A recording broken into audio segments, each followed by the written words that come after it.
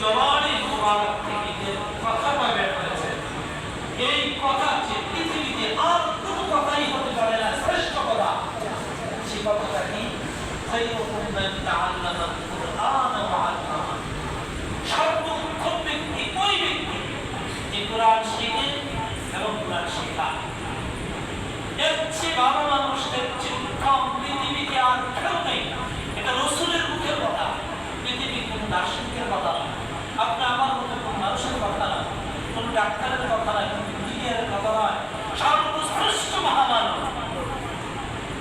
যার প্রত্যেকটা কথা, এক একটা কথা এত দামি, সারা পৃথিবী একত্রিত করলেও এই মুহাম্মদ সাল্লাল্লাহু আলাইহি ওয়াসাল্লাম এক একটা কথা দাম এত বেশি।